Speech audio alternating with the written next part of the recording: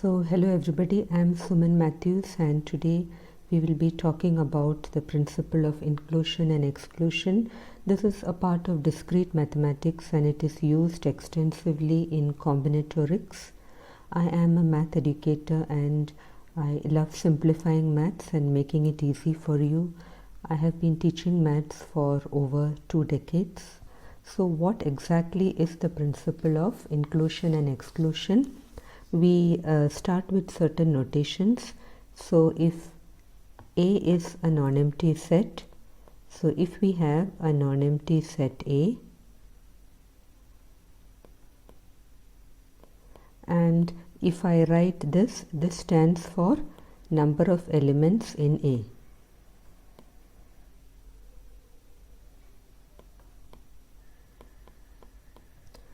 And if S is a non-empty set, so we start with a non-empty set. Let S be a non-empty set and A and B be subsets of S. A and B are non-empty subsets of S. They can be empty as well. The number of elements in A union B is defined as number of elements in A plus number of elements in B minus number of elements in A intersection B. And A bar stands for complement of A.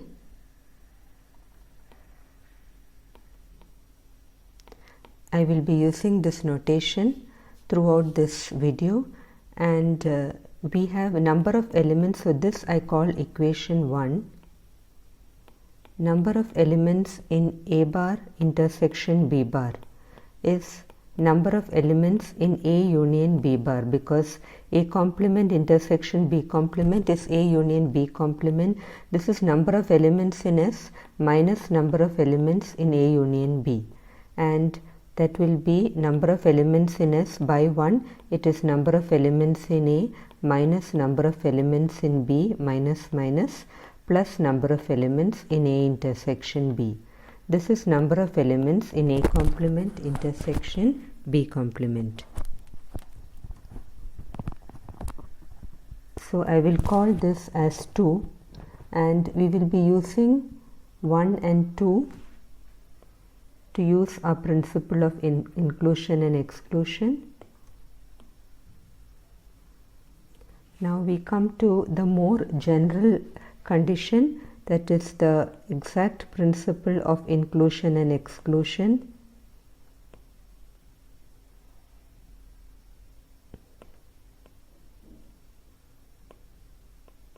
So it goes something like this. Let S be a finite set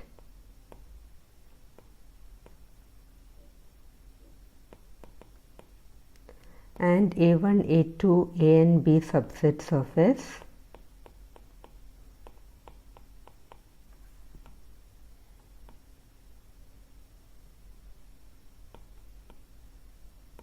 Then the principle of inclusion and exclusion says that number of elements in A1 union A2 up to union AN.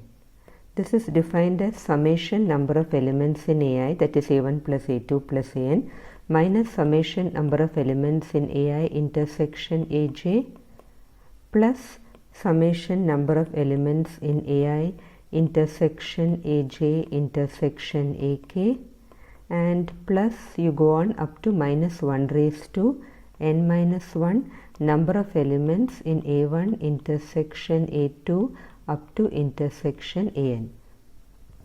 So this is a general case and this is the first principle of inclusion and exclusion,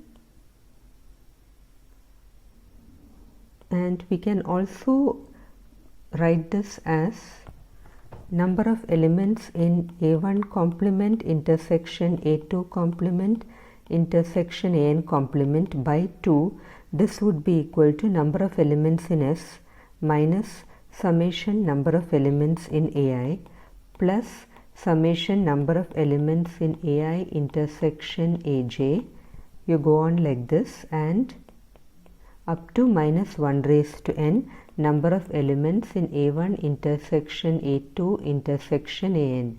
Now you may have noticed that here you have minus 1 raised to n minus 1 and here you have minus 1 raised to n. That follows because you are multiplying by minus 1.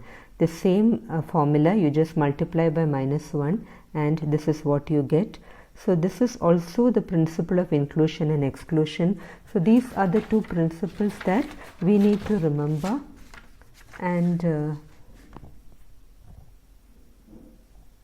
I will just start with some problems. We will not be proving it. This video is more application based. We will be learning how to use principle of inclusion and exclusion. So we start with problem 1. Out of 30 students in a hostel,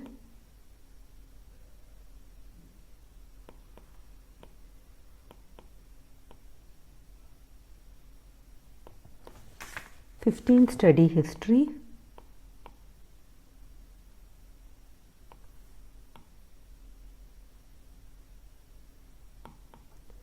8 study economics,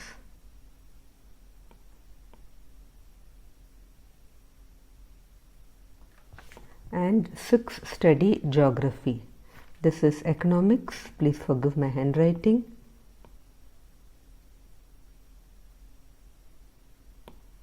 6 study geography,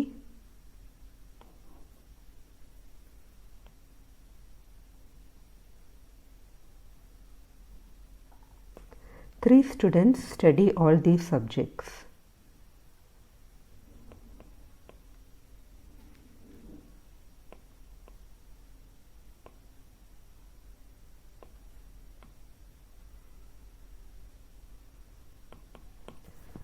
Show that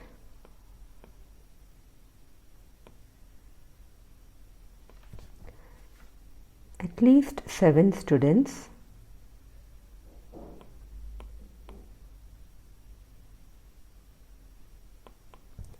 study none of these subjects.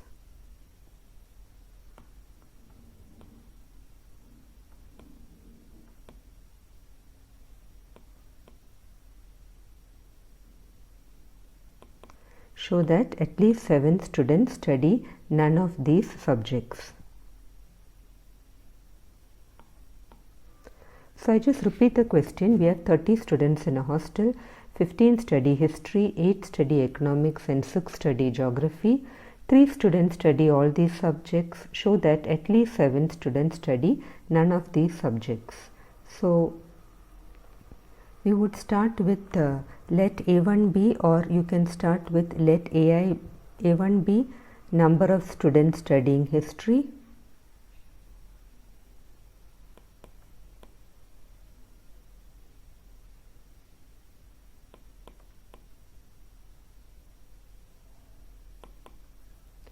then I have A2 will be, let A2 be the, you can just call it the set of students studying economics, and A3 be the set of students studying geography.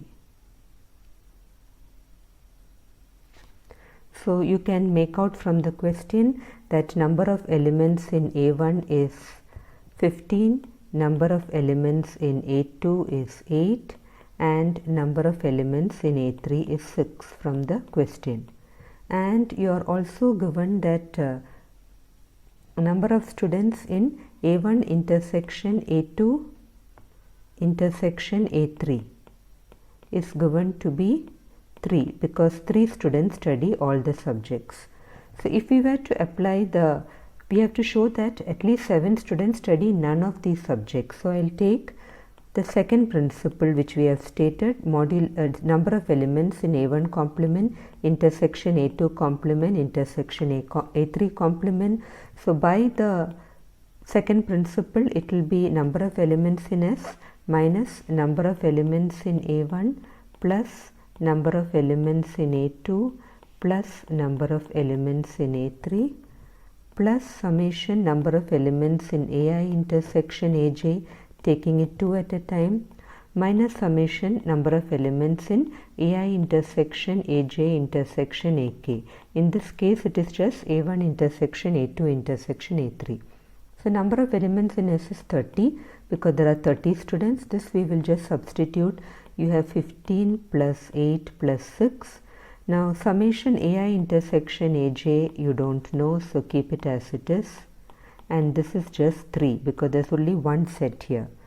So we have number of elements in A1 complement, intersection A2 complement, intersection A3 complement is summation number of elements in AI intersection AJ minus 2. Now we know that AI intersection AJ intersection AK will be a subset of AI intersection AJ. So number of elements in AI intersection AJ will be greater than or equal to number of elements in AI intersection AJ intersection AK. So using this we have, now if you expand this, if you take summation on both sides, you have summation number of elements in AI intersection AJ is nothing but number of elements in A1 intersection A2 plus number of elements in A2 intersection A3 plus number of elements in A1 intersection A3, and each of this is greater than or equal to number of elements in A1 intersection A2 intersection A3. In this case it is just A1 intersection A2 intersection A3.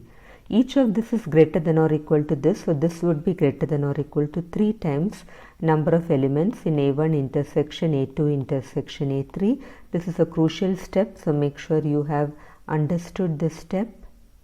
And then coming back to this, so we have number of elements in A1 bar, so this would be greater than or equal to 9 because we have number of elements in A1 intersection A2 intersection A3 greater than or equal to 3. So I have summation number of elements in AI intersection AJ greater than or equal to 9. If I call this 1, I'll go back to 1. So I can say that this would be statement 1. I can say that number of elements in A1 bar intersection A2 complement intersection A3 complement would be greater than or equal to 9 minus 2, which is 7. So you can say that at least 7 students study none of these subjects.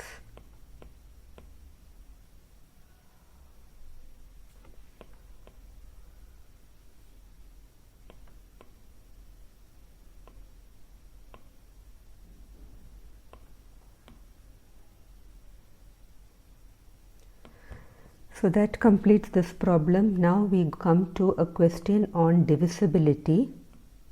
So that would be how many, that is question 2, how many integers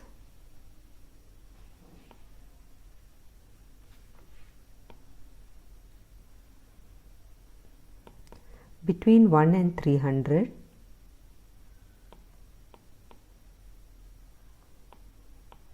when I say between 1 and 300 I am writing both inclusive. What does both inclusive mean? That means I am including 1 and 300 are divisible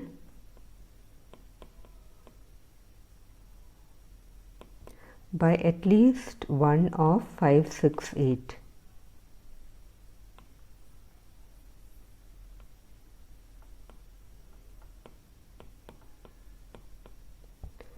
So we have 1 to 300. So we will start with let S be the set of all elements 1, 2, 3 up to 300, and let A1 be number of integers in S divisible by 5.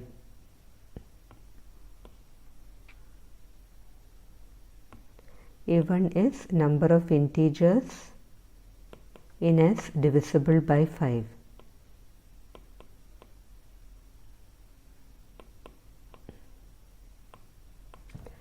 So again number of elements in A1 will be, take the greatest integer less than or equal to 300 by 5. I hope you remember what bracket X stands for.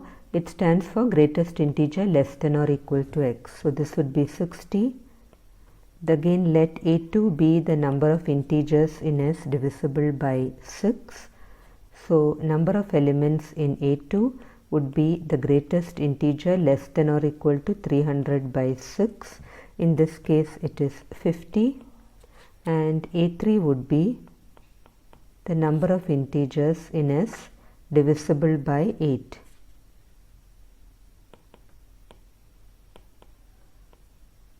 Number of integers divisible by 8. So number of elements in A3 would be greatest integer less than or equal to 300 by 8, which is 37.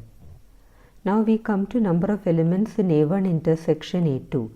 That would be number of integers divisible by 5 and 6. LCM of 5 and 6 is 30. So it is the greatest integer less than or equal to 300 by 30, which is 10. Then we come to number of elements in A2 intersection A3. That would be the number of elements divisible by 6 and 8. So it will be 24, because LCM of 6 and 8 is 24. So greatest integer less than or equal to 24 is 12. Then we have number of elements in A1 intersection A3. This is the greatest number of elements, integers divisible by 5 and 8. In that case, that would give you, it would be 5 and 8. So it is 120 here. So it is the greatest integer less than or equal to 300 by 120. I'm sorry, 5 and 8 is 40. So it will be 300 by 40, and that would be 7. And then I have number of elements in A1 intersection A2 intersection A3. That is number of integers divisible by 5, 8 and 6. That would be 120. So greatest, because LCM of 5, 8 and 6 is 120. So if I divide it by 120 and take the greatest integer, I get it as 2. And now we just substitute in our very first formula. So number of elements in A1 union A2 union A3. Why are we taking union? Going back to the question, I need to find the integers which are divisible by at least 1. That means you have all. So this would give you, using the formula, add everything. So 60 plus 50 plus 37, and then I have minus 2 at a time, 10 plus 7 plus 12, and then I have plus 2. So your answer would reduce to 120. So this is your answer. Number of integers divisible by at least 2, 3, 5 and 6. 2, 5 and 8. Alright, now in the same problem, if you are given an extension, supposing we want to find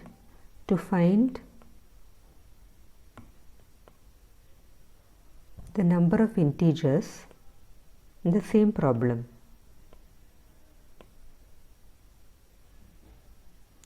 To find the number of integers not divisible by any of 5, 6 and 8. Number of integers not divisible by any of 5, 6 and 8. So that would be the second law. So I get this as number of elements in A1 complement intersection A2 complement intersection A3 complement. That would be number of elements in S minus number of elements in A1 union A2 union A3. Number of elements in S is what? 300. Number of elements in A1 union A3 union A2 is 120. So your answer would give you 180. So the very same problem can be extended to this form.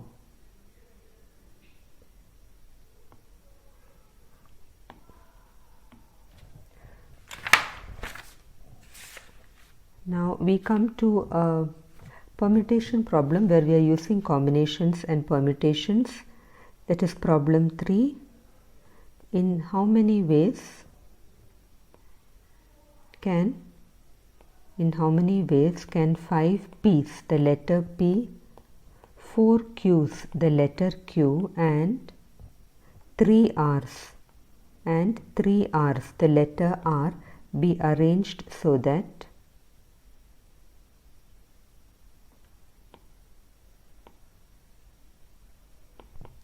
all the identical letters are not together, so that all the identical letters are not together. All the identical letters are not together.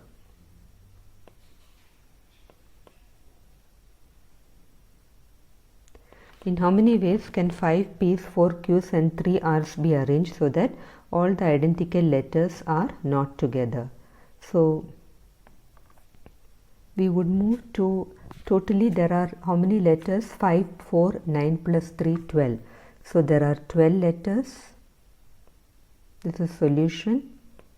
12 letters are there, and total number of permutations of these. So this is a topic in permutations and combinations. You can refer to my earlier videos on YouTube. So total number of permutations of these 9 letters. So what would they be? You have totally 9. So it will be, there are 12. So of these 12 letters, not 9. So that would be 12 factorial by 5 factorial into 4 factorial into 3 factorial. 12 factorial by 5 factorial into 4 factorial into 3 factorial. And then now we come to the case A1. A1 is, this would work out to 27,720. You can check it with the calculator. Now let A1 be the number of permutations in which, let A1 be the number of permutations in which the letter P's are together. So how many letters do we have? We have P, Q and R, 5P, 4Q and 3 R's. So we have totally 8 letters, 4 plus 3 of Q and R, and treat all the P's as 1. So we have 8 letters now.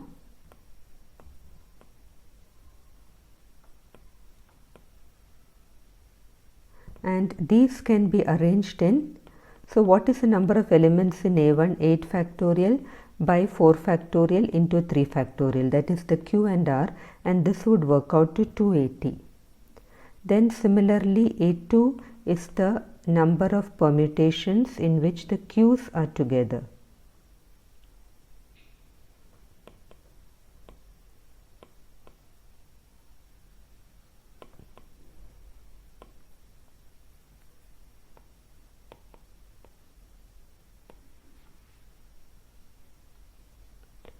So we have how many now? Q is 4. So 5 plus 3, 8. So we have 9 letters now.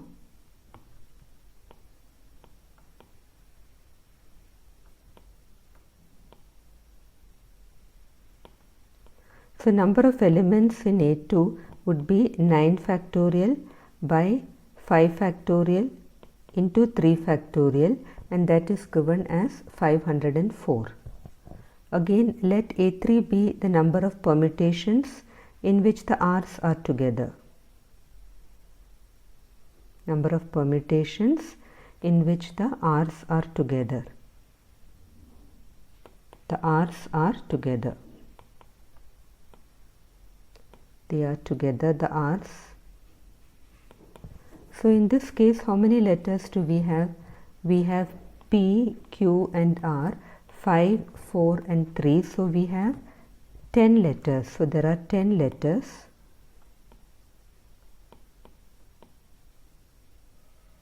So number of elements in A3, using your permutations law, it would be 10 factorial by 5 factorial into 4 factorial, and this would work out to 1260. Then coming to A1 intersection A2. This is the number of permutations in which P and Q are together. Number of permutations in which P and Q are together.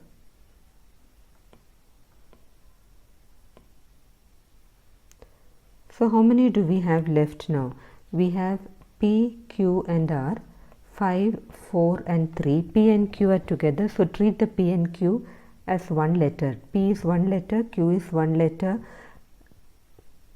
So P and Q, so totally we have 5 letters, so there are 5 letters. Just treat the P as 1 and Q as 1. There are 5 letters, and number of elements in A1 intersection A2 would give you 5 factorial by 3 factorial. Next we come to A2 intersection A3. A2 intersection A3 is the number of permutations in which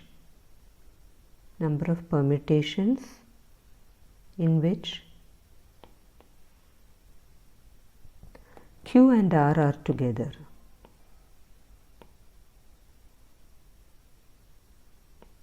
So how many letters are there now? We have P, Q and R. We have 5, 4 and 3. Q and R are together, so we have 7 letters now. One for Q and one for R. So there are 7 letters. And the number of elements in A2 intersection A3 would be 7 factorial by 5 factorial. Now this would work out to 42, and 5 factorial by 3 factorial would work out to 20. You can check this. And then we have A1 intersection A3 is the number of permutations in which P and R are together. Number of permutations in which P and R are together. So how many do we have now? 5 plus 1, 4 plus 1, 6. There are 6 letters. So number of elements in A1 intersection A3 would give you 6 factorial by 4 factorial, that is number of elements in Q. So we get it as 30. And now we come to A1 intersection A2 intersection A3. So this is the number of permutations in which P, Q, R are together.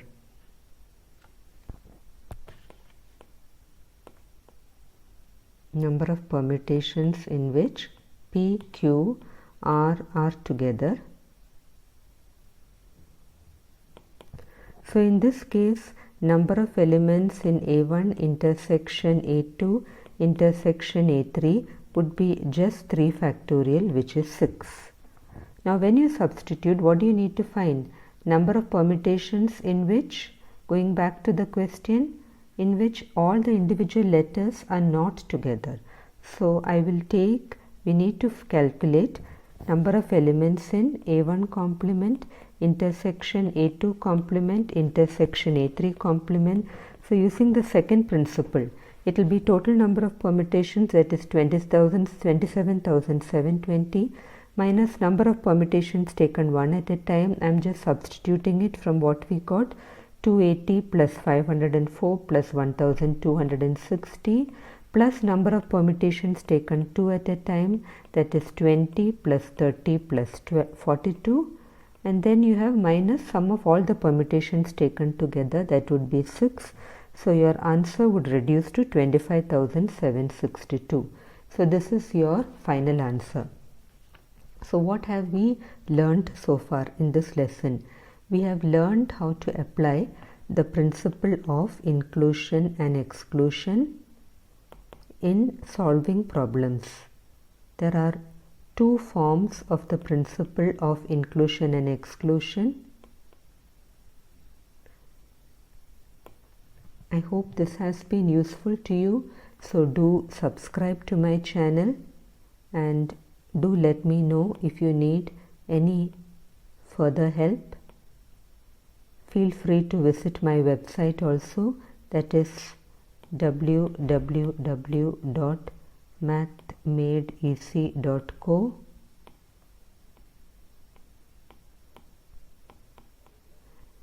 And if you want regular updates on any topic in class 11 or 12 maths, please do email me at matthews.suman@gmail.com.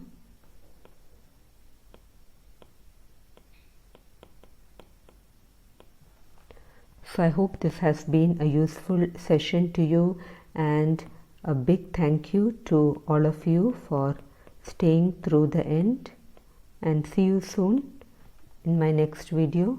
Thank you.